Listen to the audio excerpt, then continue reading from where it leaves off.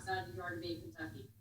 Definitely. I appreciate you guys for having me on, number one, first and foremost, but tremendously excited about the opportunity to be here at the University of Kentucky with Coach Stoops.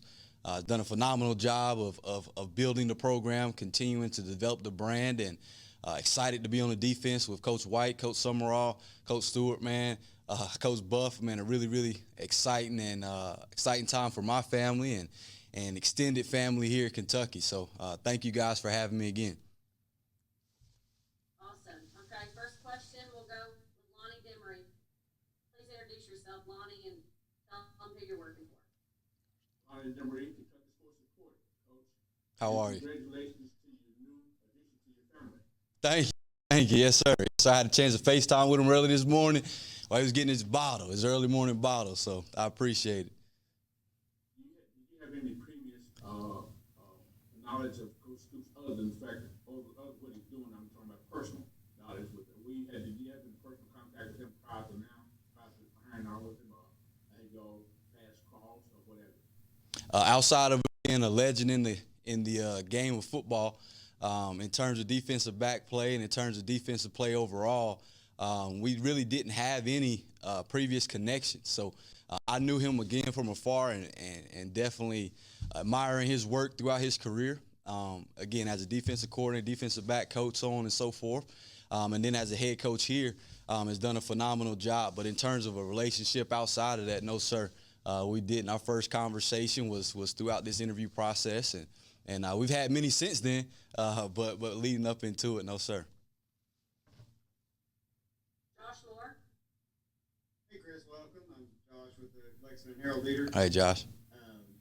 When you come here from Georgia State, Yeah. and kind of was in charge of their recruiting there, what I understand. And kind of what did that role?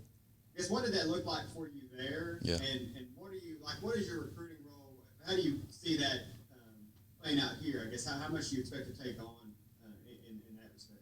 Yeah, so I was blessed to have the opportunity to be able to move into the recruiting coordinator role at Georgia State, and I had some guys in terms of staff there that worked hard at it. We were really invested. My job there was kind of helping organize our attack.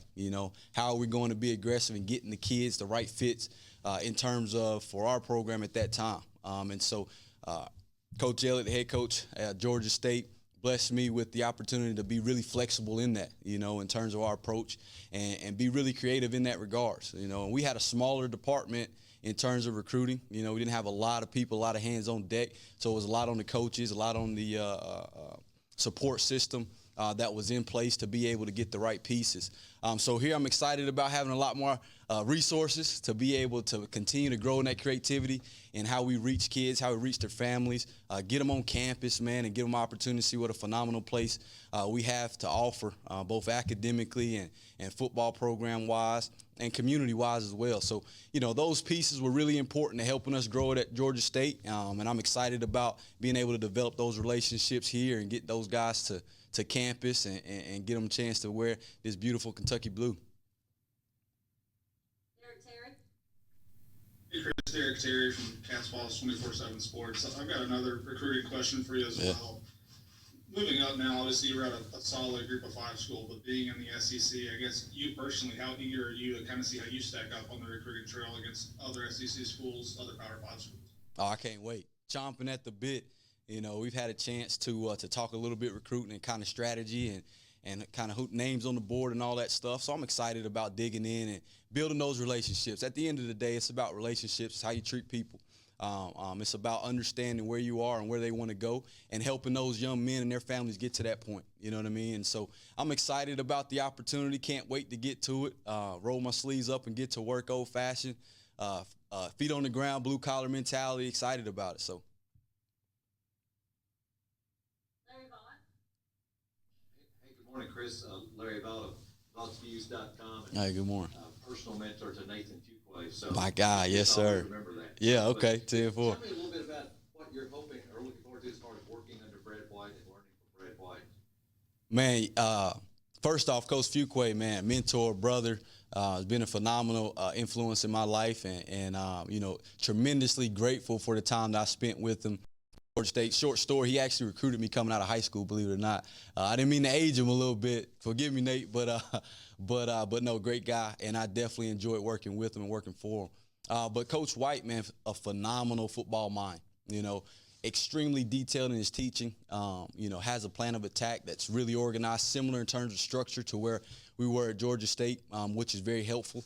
But again, extremely excited about being able just to be a sponge, being able to soak up as much information. I'm a big why guy. I want to know the overall, not just the defensive backs, which is very important, but the strengths, the weaknesses of the overall pieces of it all together and how they work. And it helps me do a better job of helping our players understand what their job is. So I'm tremendously excited about working with Coach White. He's been phenomenal in terms of this whole process. I mean, really amazing. First-class individual. I mean, first-class guy. And so I'm blessed to be able to help join the fight to better and elevate this defense. Nick Roush? Nick Roush from Kentucky Sports Radio. I'm curious, you got the recruiting coordinator position. It's Yeah. Pretty good job at right around 30. What kind of skills do you have as a recruiter that helped you get that promotion so early in your career? I think the biggest thing is what we talked about earlier, man. It's a relationship business, in terms of recruiting. So the most important thing to me in terms of being known as a good recruiter is being honest, being upfront, being transparent. Who you are is who you are, and understanding that these young people are 18-year-old, 19-year-old, sometimes 20-year-old young people that want to be pushed to be successful, right? And those are the guys that you want to identify with, and those are usually the guys that continue to develop and get better, and so that footprint doesn't change. It doesn't matter the level. You want to get guys, you want to be with families that are good people, that want to continue to get better, want to be challenged to be better, you know what I mean? And so I'm excited about moving that to the next level in terms of the SEC. But again, at the end of the day, they're still people, and those relationships are really important. And to build relationships, it takes work. To build trust, it takes work. And so excited about doing the work, and so I think you asked the question specifically what kind of, put me in that regards. I think it's the want to do the work to build those relationships on a day in and day out basis. In regards to relationships, are there areas in particular that you have deeper connections to than others on the recruiting trail? Well, yeah. Of course, we were in the state of Georgia. The 285 loop, I've been blessed to recruit that for a while, even before I was at Georgia State.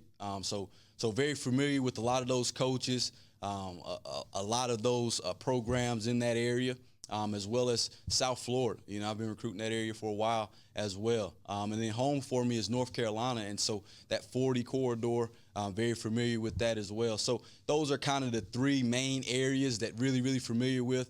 But, in terms of recruiting coordinator, I was blessed to be able to get to a lot of different areas and touch a lot of different players, and build relationships in a lot of different places in terms of defensively and for our overall team in the recruiting process. So long story short, relationships are very important. I have some strong ties in that state of Georgia. Phenomenal football state in terms of high school football, and then in the South Florida area as well. We had a pretty good pipeline coming up into the state of Georgia, and then home for me, North Carolina, has been good to us as well. So, excited about continuing to build that, build that footprint, and whatever avenue is needed here. All right, Josh Moore, you're up next.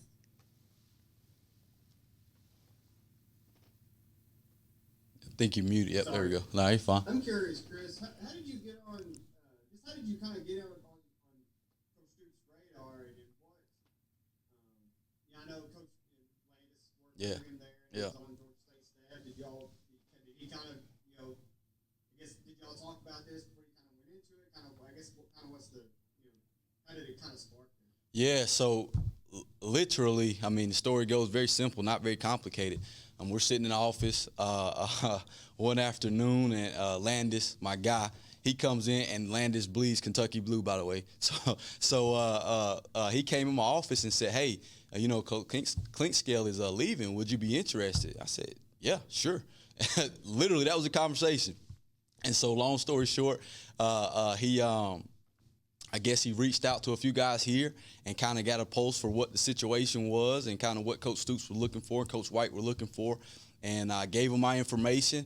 And then, from there, I guess they kind of did their due diligence and calling around and asking different people and all those things. And had the opportunity to be in front of a few different people in terms of the football setting, a few different times in my career. So I was lined up.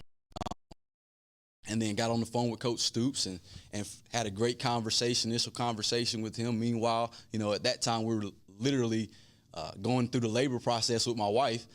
So that process kind of happened in terms of the initial communication. And then from there, myself and Coach Stoops and Coach White had plenty of conversations after that kind of led to the next phases of the interview process. And the rest is history, man. We're here. All right, we got last three questions. We'll start with John Wong. Hey, Chris, John Wong, JustTheCats.com. Hey, John. Welcome to Kentucky. Thank you, John. You're a young, up-and-coming coach, obviously very enthusiastic. You've got your own network out there right now. But what is the perception of Kentucky football out there? You talked about the brand. Yeah, What is that yeah. brand? Right now, the brand is a program, man, that's known for developing talent. I mean, that's the brand. You got an opportunity to be at an elite level and play in an elite conference, right? And particularly as a defensive back, for me as a young coach, so excited about being able to develop and grow under Coach Stoops. But for those young guys coming out of high school, having the opportunity to see, just where they can develop and grow into and have a chance to play at the highest level, right? And then continue not just on the field, but off the field, pursuing those dreams of greatness, right? And then being able to chase that dream into the NFL, right? So that brand of Kentucky football has continued to build. I think Coach Stoops has done an amazing job of building culture and a foundation, right? And now you're starting to see those layers, right, stack up year after year after year of that phenomenal culture and foundation that was in place, that's been in place. So, that's, to me, outside looking in, an immediate draw, a chance where I know I'm going to be challenged to be the best version of myself, all right, to be able to develop both on and off the field. I think is something that every young man is excited about, and especially the guys we want here to be excited about. We don't want a finished product. We don't want a guy that says, hey, I can't get any better. You know what I mean? We want a guy that's excited about getting better, excited about that process. Okay, two more, Larry Vaught, and then we'll finish with Nick Roush. Larry? Yeah, thanks again, Coach. Just mainly wondering what you also hope to learn from Vince Marrow when it comes to recruiting. And if you could also throw in, just wondering, what did your wife think about you going through job negotiations when she's going to be late? Big on that. Yeah. So we're still happily married, you know what I mean? So she was very supportive.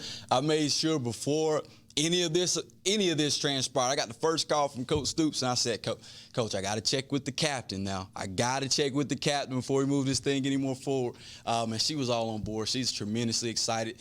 We've got a phenomenal support system. My mother-in-law's at the house with her. Her sister's close. My parents have been down to be a part of Christopher in his first couple of weeks of life. And so, tremendous support system at the house. And she's doing an amazing job of kind of getting things in place, man.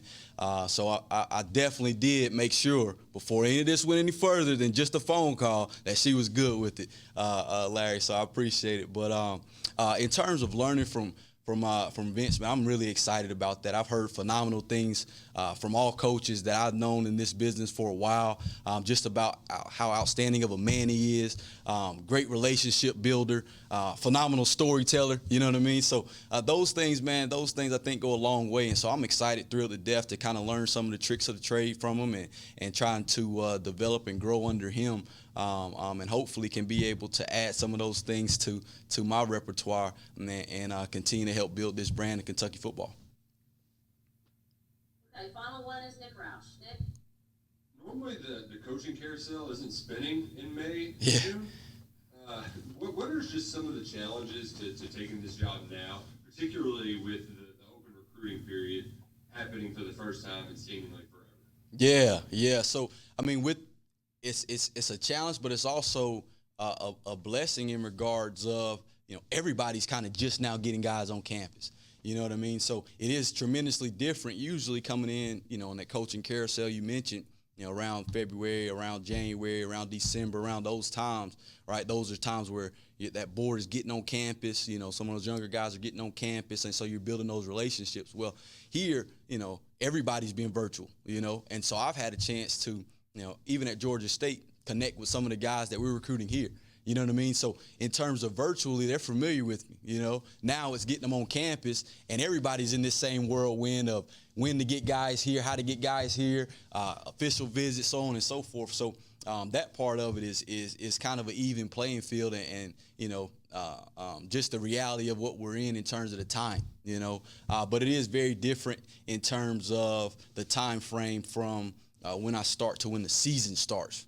And so that piece has been fun. Coach White has done an amazing job of just kind of saying, okay, this is where we are football-wise, all right, and piecing this thing together to kind of help me get up to speed in that regards. And then the last piece, man, is kind of getting a chance to get around my guys, get around our guys and build those relationships just as importantly as this recruiting class that's coming through. So, the virtual piece kind of helped because, again, we were able to kind of touch with those kids. A lot of the kids that we're actually recruiting, we were able to build a little bit of a relationship before, they got to being a SEC caliber player while I was at Georgia State. So a lot of these guys I've been in contact with before, and now it's just putting the name with the face and shaking their hand face to face for the first time. All right, Coach, thanks so much for joining us. Thanks to you guys in the media.